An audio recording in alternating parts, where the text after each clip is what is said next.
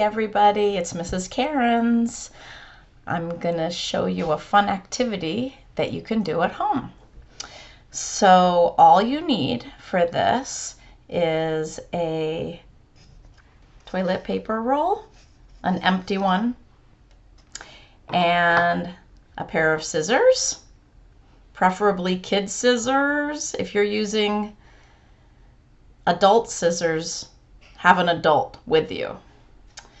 And something to write with, a writing instrument. Could even be a pencil. So we are going to make toilet paper roll creatures. So it can be anything you want, but I'm going to show you how to make a cat with a little tail. And then at the end, I'm going to show you a crazy one that I started that's looking very strange and fun.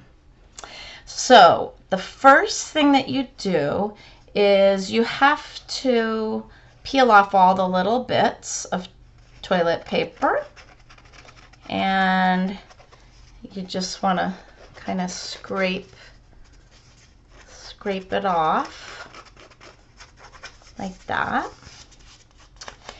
And sometimes it's nice to just use a pencil first, really lightly, to draw what you want to cut. We're going to cut two little ears, so triangle shapes. I'm going to draw a triangle shape with a pencil, but just like I do in class, I'm going to use a marker so you can see it better. But you should use a pencil because then you can erase it. So I have a blue marker, and I'm going to just draw. It's like the beginning of an A or an upside down B. And I think I'm going to draw a straight line. That's like the top of the cat's head next to it. And then the same upside down V or not quite finished A. So that's, you know what, it kind of looks like an M too. So you could draw an M or a very short mountain range. So then we're going to take our scissors, and I like to turn it upside down. It's easier to reach. And we're going to open our scissors wide and then really press. When you're cutting cardboard, it's stronger than paper. So short, strong cuts is definitely a good way to do it. So I take out my, see, I made a cut, but I'm going to take my scissors out instead of trying to turn and make another cut. So now I'm going to make another cut. Of course, you have to go slow when you're cutting cardboard, and you could sing our slow song, right? Slow and low, that is the tempo. If you want to be neat, you gotta go slow. Slow and low, that is the tempo. Well, here's a tricky part. So this is kind of sticking out funny. I don't think I want that because, I mean, you could think about it. Maybe you could make something else. You don't have to make a cat. It could be anything. So now I'm looking at it. Kind of cool. I'm going to cut it off, but keep that in mind for another one. I think we'll all have lots of toilet paper rolls to make lots of animals. I'm going to cut that off. Just, oop, didn't quite cut it, so I think I need to make my scissors wider, put it in there, and really slow down. Go little cuts, a nice strong cut, slow and low. That is the tempo. If I wanna be neat, That wasn't super neat. I think I can do better. Maybe I should look at it and say, that doesn't look the way I want it. But I think I can fix it. I'm going to be really neat now. I'm going to really concentrate. Cut. Now I'm going to turn it.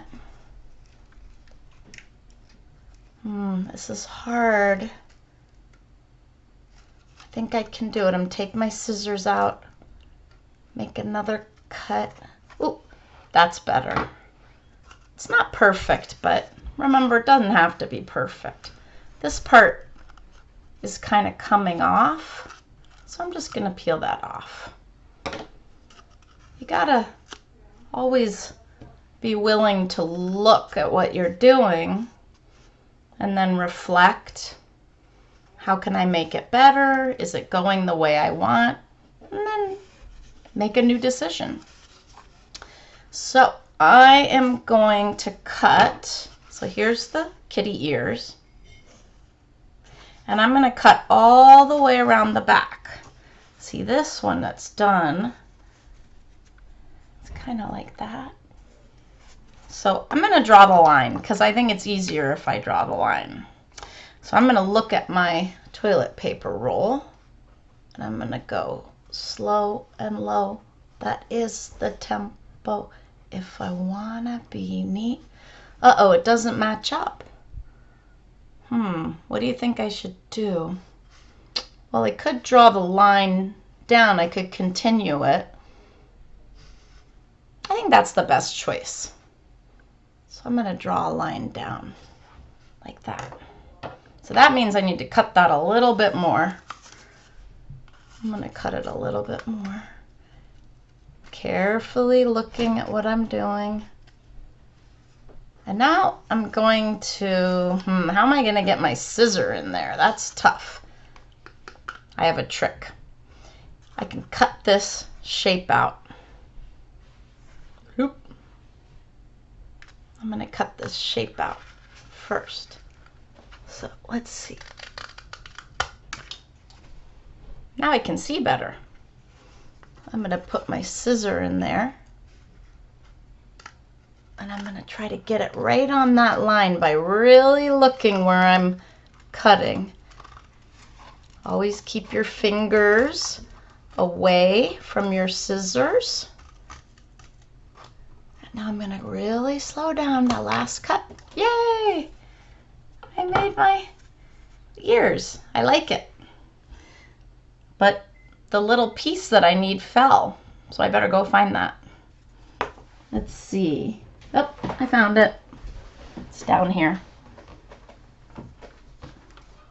Yay! This is important because I'm going to make the tail out of this piece. This piece was the back. Is that how it fit?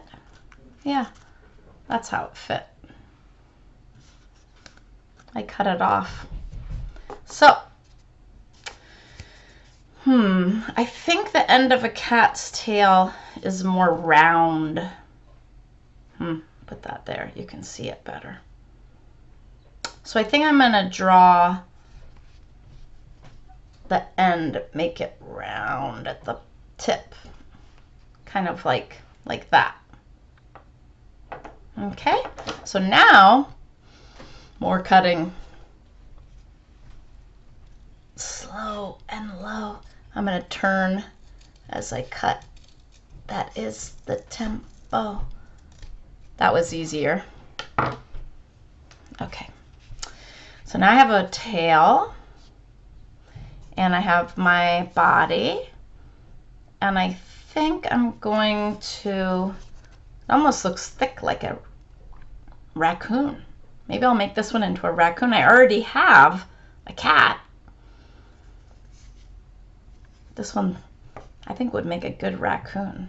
But before I do that, before I tape it, you can use glue too. Before I tape it, I'm going to color in stripes. If I change my mind, now I'm going to make it a raccoon. Sometimes when I'm doing art, I let the art take me to the finish. I have a vision of what I want, but then I can kind of look at it, evaluate it, and then decide, do I want to change it? I think that looks pretty raccoony. Okay, so I am going to use tape.